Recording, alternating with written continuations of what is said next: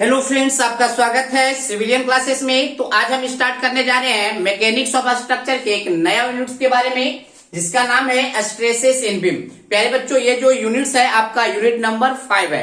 According to SBT syllabus unit number ये कितना है? 5 है। प्यारे बच्चों, बहुत ही इंपॉर्टेंट टॉपिक है एंड बहुत ही बेहतरीन टॉपिक है ये, और बहुत ही आसान टॉपिक भी हम कह सकते हैं ना।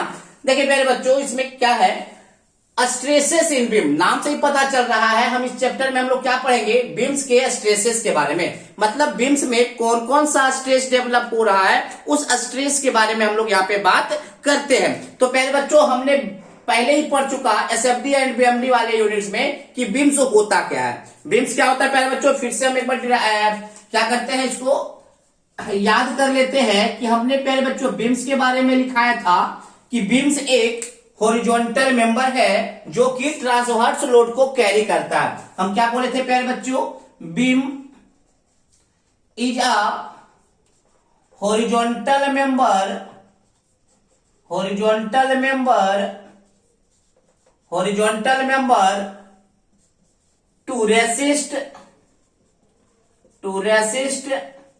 Transverse load. प्यारे बच्चों, ये डिफिनीशन हम लोग एसएफडी एंड बीएमडी वाले यूनिट्स में ऑलरेडी हम लोग देख चुके हैं। चलिए प्यारे बच्चों, हम इसको देखते हैं कि मान लेते हैं ये कोई बीम्स है आपका,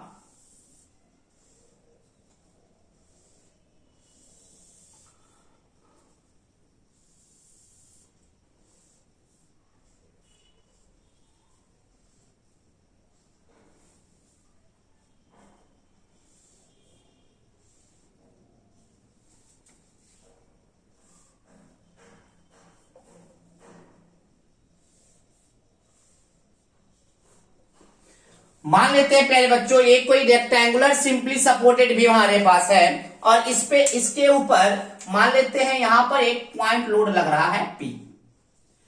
पहले बच्चों हमने क्या बोला, पहले तो सबसे पहले हम लोग पढ़े बीम होता क्या है।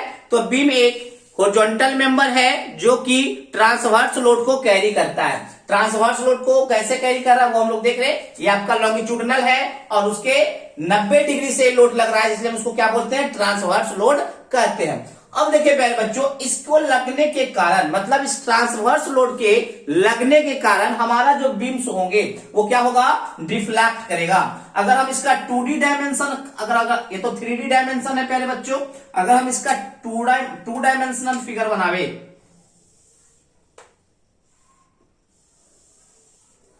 तो मान लीजिए प्यारे बच्चों यही वो सिंपली सपोर्टेड बीम है जिसके ऊपर क्या लग रहा है, एक पी फोर्स लग रहा है जो कि ट्रांसवर्स लोड है।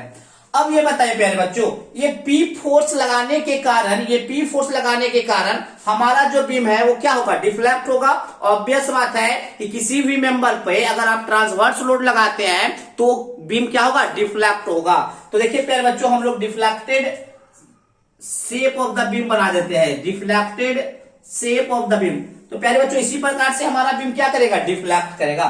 तो इसके मतलब क्या होगा, डिफ्लेक्ट करने के कारण इसमें क्या हुआ होगा, बेंडिंग मोमेंट डेवलप किया होगा। हम क्या बोले होंगे प्यारे बच्चों, इसमें क्या डेवलप किया होगा, बेंडिंग मोमेंट डेवलप किया होगा। ये हम लोग पढ़ चुके हैं कि बेंडिंग मोमेंट का वैल्यू हम लोग कैसे निकालते हैं, ये हम लोग एसएफडी एंड बीएमडी वाले चैप्टर में पढ़ चुके हैं।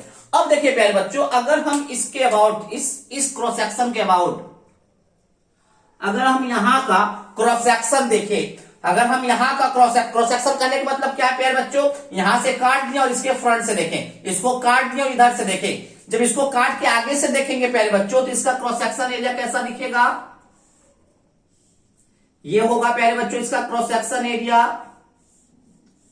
ये हो गया क्रॉस सेक्शन एरिया। तो प्यारे बच्चों जब हम इसको यहां से काटे हैं, जब हम इसको यहां से काट कर इस फोर्स का इफेक्ट देखें तो देखिए इस सरफेस के पैरेलल लगेगा कि नहीं। इस देखिए प्यारे बच्चों हमने क्या बोला, इसको समझिए कि मान लीजिए प्यारे बच्चों एक कोई बीम है, यहां पर मान लीजिए फोर्स लग रहा है, यहां पे मान लीजिए कोई फोर्स लग रहा है, इसको यहां से काट दिए, यहां से काट दिए तो ऐसा सरफेस दिखेगा। तो लोड जो होगा इसी सरफेस पे लग रहा होगा, इस सरफेस पे लग रहा होगा प्यारे बच्चों, इस सरफेस पे लग रहा होगा। इसका मतलब क्या है, यह जो लोड है इस सरफेस पे लग रहा होगा, क्योंकि ये जो क्रॉस सेक्शन एरिया हम दिखाएं, यहां का क्रॉस सेक्शन एरिया दिखाएं, इसका मतलब प्यारे बच्चों आपका जो लोड लग रहा होगा इस सरफेस पे लग रहा होगा।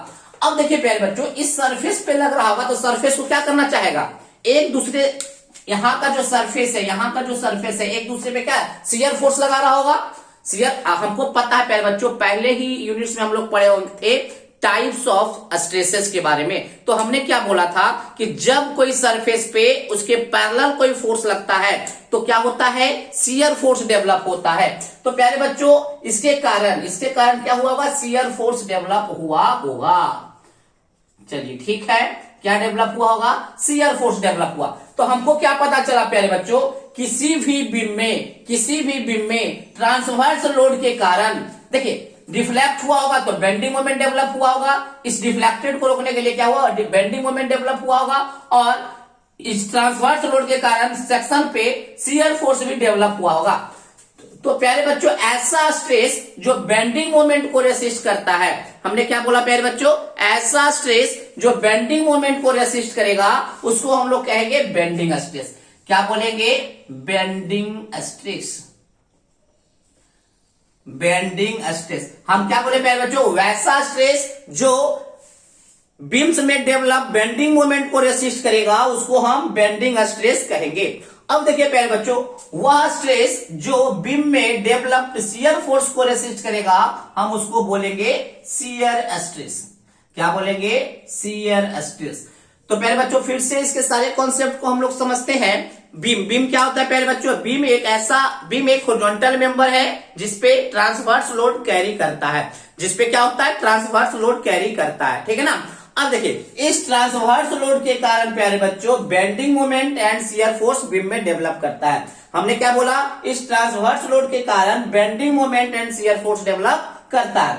अब देखिए इस बेंडिंग मोमेंट को रेसिस्ट करने के लिए, सहने के लिए, देखिए ये फोर्स क्या चाह रहा है कि हम क्या करें प्यारे बच्चों, इस बीम को डिफ्लेक्ट कर दे, टेढ़ा कर दे। मगर बीम क्या चाहेगा, ये बीम चाहेगा प्यारे बच्चों कि हम टेढ़ा ना हो, तो अपने अंदर एक रेसिस्टिंग स्ट्रेस लगाएगा।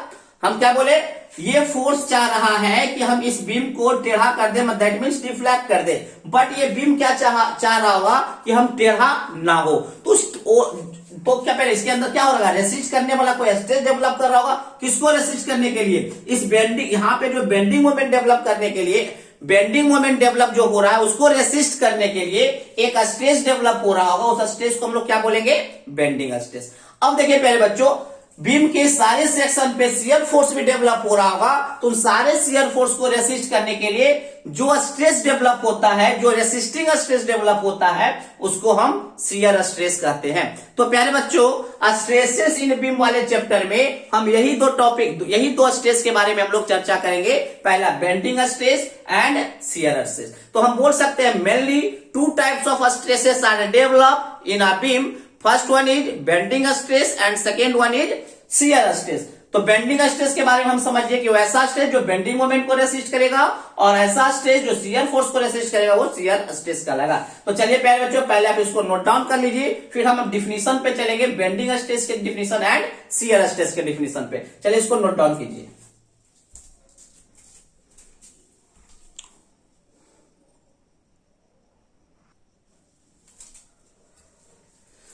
तो प्यारे बच्चों ये डिफिनेशंस पहले ही आपको हम समझा चुके हैं कि बेंडिंग स्ट्रेस किसको कहेंगे, ऐसा स्ट्रेस या ऐसा रेसिस्टिंग स्ट्रेस इंड्यूस्ड होता है बीम में जो बेंडिंग मोमेंट को रेसिस्ट करता है, वो क्या कहलाएगा, बेंडिंग स्ट्रेस। क्या कहलाएगा प्यारे बच्चों, बेंडिंग स्ट्रेस। और शियर स्ट्रेस का हम लोग डिफिनेशन क्या देंगे, ऐसा स्ट्रेस, ऐसा रेसिस्टिंग स्ट्रेस जो बीम में इंड्यूस्ड हो रहा है, किस लिए, शियर फोर्स को सहने के लिए, है ना।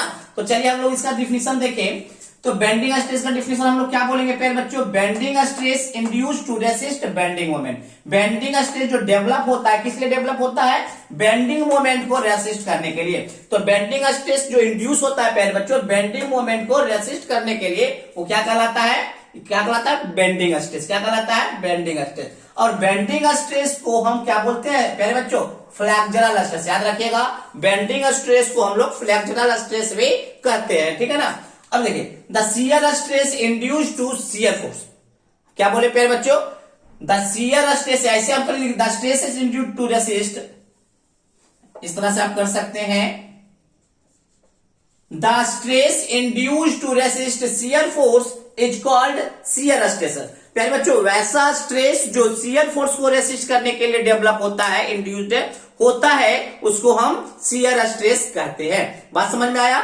बात समझ में आ गया होगा प्यारे बच्चों। दोनों स्ट्रेस का डेफिनेशन आपको बेहतरीन तरीके से समझ में आ गया होगा। तो प्यारे बच्चों क्या करेंगे, इसका कॉन्सेप्ट अलग है बीम में और इसका कॉन्सेप्ट अलग है बीम में, समझने का है ना। तो बारी बारी से हम लोग क्या करेंगे, बारी बारी से हम दोनों स्ट्रेसेस के बारे में पढ़ेंगे। तो सबसे पहले हम लोग पढ़ाई करेंगे प्यारे बच्चों बेंडिंग स्ट्रेस इन बीम, फिर उसके बाद हम लोग पढ़ेंगे शियर स्ट्रेसेस इन बीम। ठीक है प्यारे बच्चों, तो चलिए पहले आप इसको नोट डाउन कर लीजिए।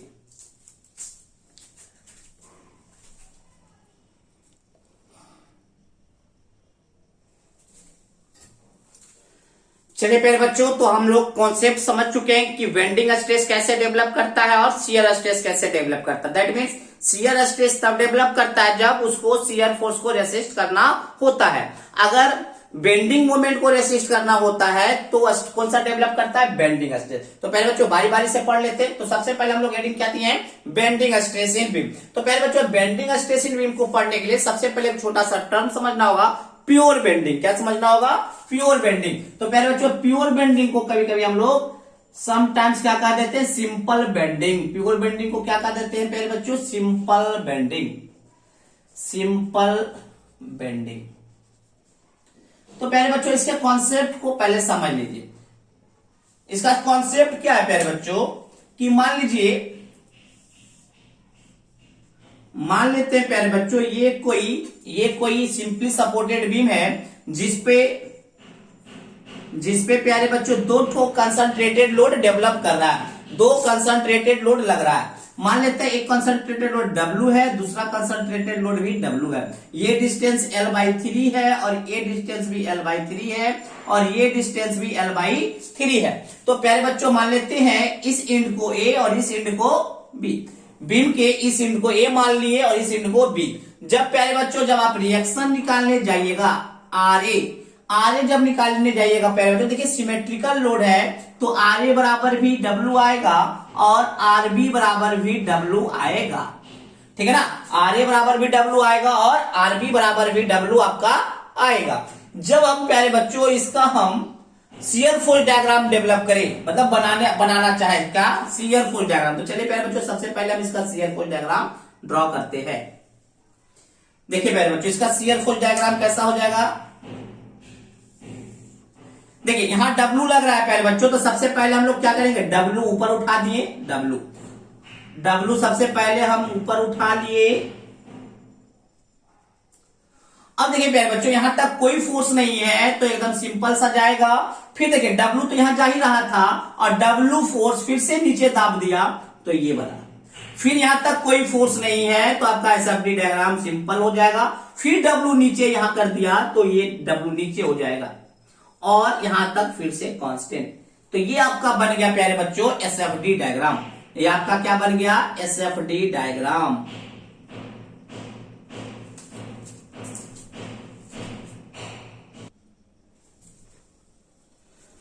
तो देखिए प्यारे बच्चों ये हमारा बन गया SFD डायग्राम, है ना। देखिए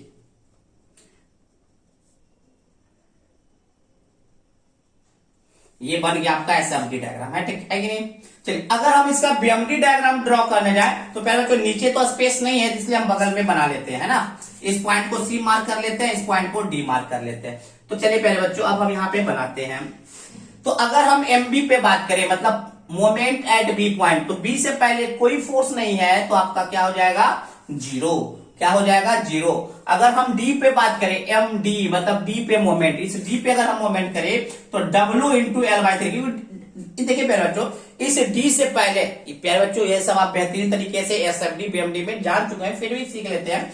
तो D पॉइंट पे क्या होगा प्यारे बच्चों, D से पहले कितना फोर्स है, एक फोर्स। कौन सा, reaction, W into L/3, W into L/3। तो प्यारे बच्चों हम मान लेते हैं प्यारे बच्चों ये B है, ये D है, ये C है और ये A है। तो प्यारे बच्चों D पे कितना मोमेंट हो जाएगा, W into L/3, W into L/3, W into L/3। मान लेते हैं प्यारे बच्चों W into L/3 straight line जाएगा तो ये आपका हो गया WL/3।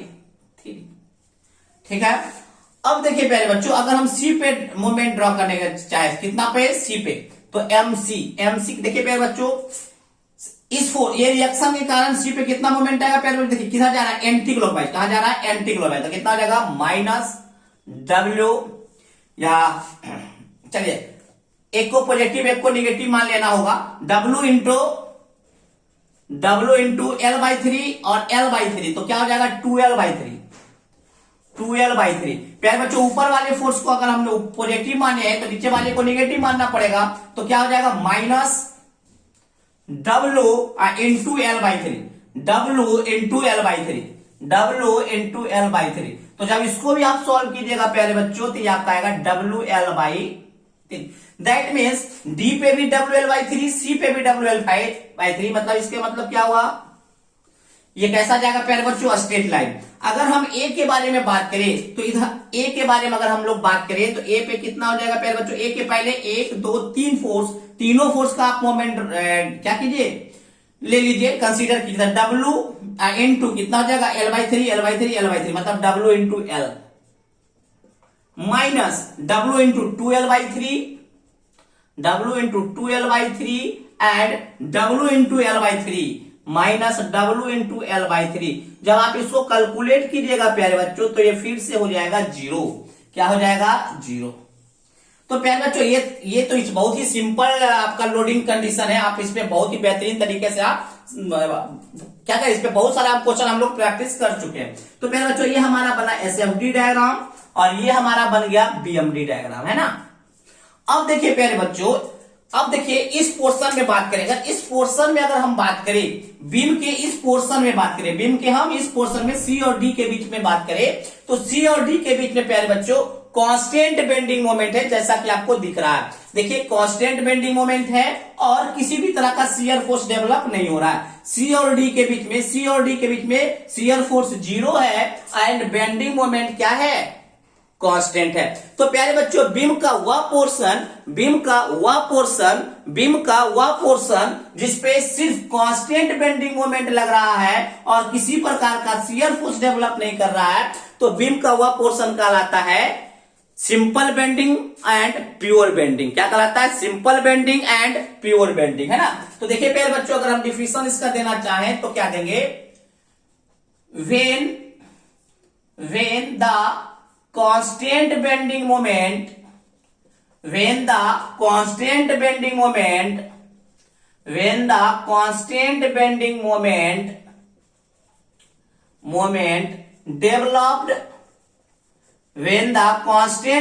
moment developed and no any shear force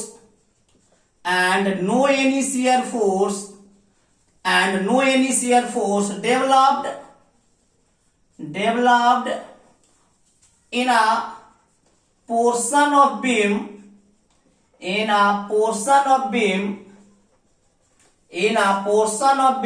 then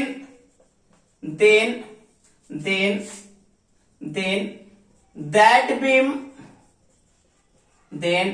beam resist pure bending. That means